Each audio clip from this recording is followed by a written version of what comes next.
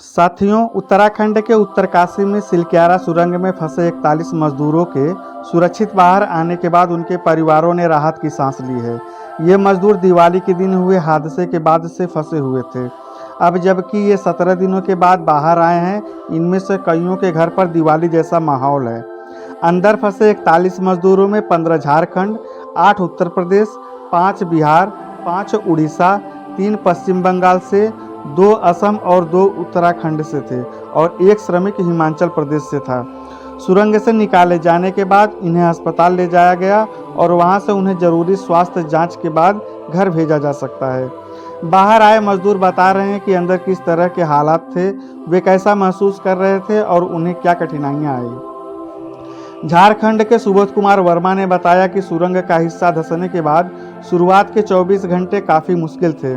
समाचार agency ANI के video में उन्होंने कहा, हमें सिर्फ 24 घंटे दिक्कत हुई खाने और सांस लेने को लेकर। फिर कंपनी ने खाने को लेकर काजू किशमिश वगैरह भेजे और 10 दिन के बाद हमें दाल रोटी और चावल खाने को मिला। उन्होंने कहा, अब मैं स्वस्थ हूँ, किसी तरह की कोई दिक्कत नहीं है, मैं बिल्कुल सही हूँ। आप सब लोगों की दुआ और मेहनत है, केंद्र और राज्य सरकार की मेहनत से निकल आया हूँ, वरना अंदर क्या होता मैं ही जानता हूँ। सुरक्षित निकले लोगों में झारखंड के विश्वजीत कुमार भी हैं। वह कंप्रेसर मशीन चलाते हैं। उन्होंने कहा कि उन्हें पूरा यकीन था कि उन्हें बचा लिया जाएगा और वह बाहर की दुनिया एक बार फिर से देख सकेंगे। उन्होंने ANI को बताया, मैं बहुत खुश हूँ और सुरक्षित हूँ, सभी श्रमिक खुश हैं। अभी हम अस्पताल में हैं। मलबा सुरंग के मुहाने के पास गिरा, मैं उसके दूसरी ओर था। करीब 2.5 किलोमीटर का हिस्सा खाली था। हम वक्त बिताने के लिए अंदर घूमा करते थे। विश्वजीत का भी यही कहना है कि फंसने के बाद के शुरुआती घंटे काफ़ी परेशानी हुई। उन्होंने बताया, थोड़ा डर भी था शुरू में, लेकिन फिर जब खाना और पानी आया, उसके बाद परिजनों से बात हुई तो हमारा मनोबल लगातार बढ़ता गया। हमें जल्द ही यकीन हो गया कि हम बाहर की दुनिया फिर से देख पाएंगे। विश्वजीत कुमार वर्मा ने कहा, जैसे ही ऊपर से मलबा गिरा तब हमें लगा कि निकलने का रास्ता बंद हो गया, लेकिन सब लोग हमें निकालने के प्रयास में लगे रहे। फिर ऑक्सीजन और पानी के पाइप से खाने पीने की व्यवस्था की गई, बाहर से मशीनें मंगाई गई। उन्होंने बताया कि परिवार से बात होने से भी बड़ा सहारा मिला। उन्होंने कहा, परिवार से बात हो रही थी, इसके लिए माइक लगाया गया था, उससे हम बात कर सकते थे।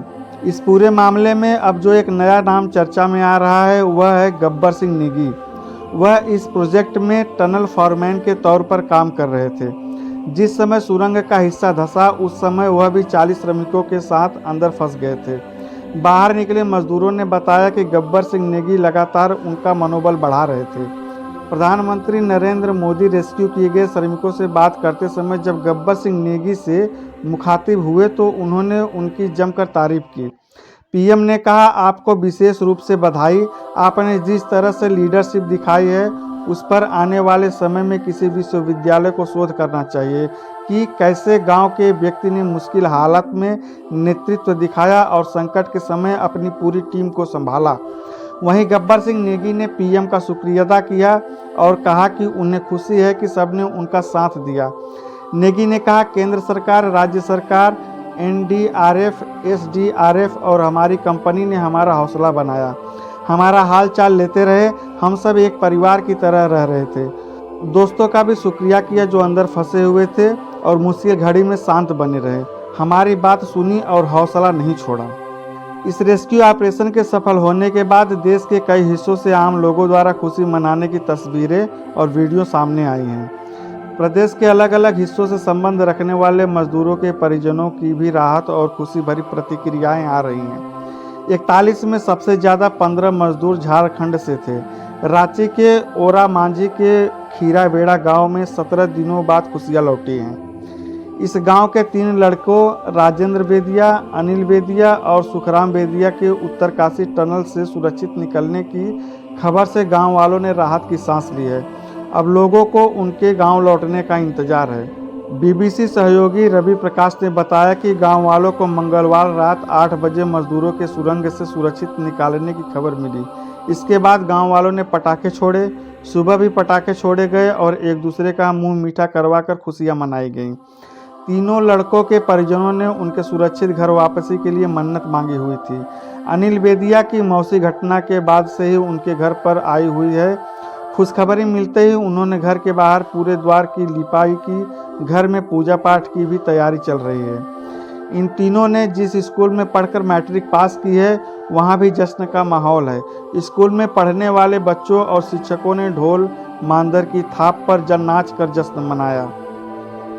श्रीवस्ती के राम मिलन भी सुरंग में फंसे हुए थे। उनके बेटे संदीप कुमार ने ANI से कहा, हम बहुत खुश हैं, मेरे रिश्तेदार पापा को लाने उत्तराखंड गए हैं। मैं रेस्क्यू ऑपरेशन से जुड़े सभी लोगों को शुक्रिया अदा करना चाहता हूं। एक अन्य श्रमिक संतोष कुमार भी श्रावस्ती से हैं।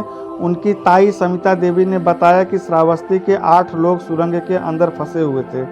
संतोष की मां ने कहा कि बेटे से बात हुई है और वह जल्द ही घर आ रहा है। उन्होंने कहा, हम बहुत खुश हैं, हम भी दिवाली मना रहे हैं और हमारे साथ पूरा गांव दिवाली मना रहा है। ओडिशा के मयूरभंज के रहने वाले श्रमिक धीरेन्द्र नायक की मां ने बचाव कर्मियों को शुक्रिया कहा है। इसी तरह सुरंग से बचाए गए असम के रहने वाले राम प्रसाद नर्जरी के परिजनों ने भी खुशी जताई है। उनके बुजुर्ग पिता ने कहा, बेटे से बात करके इतनी खुशी मिली है जिसे मैं बयां नहीं कर सकता हूँ। मैं सभी सरकारों और बचाव अभियान में जुटे लोगों का शुक्रिया अदा करता हूं। जैसे ही मलबे से होते हुए बचाव का रास्ता निकाला गया, सुरंग के अंदर फंसे मजदूरों तक पहुंचने वाले शुरुआती लोगों में NDRF कर्मी मनमोहन सिंह रावत भी शामिल थे।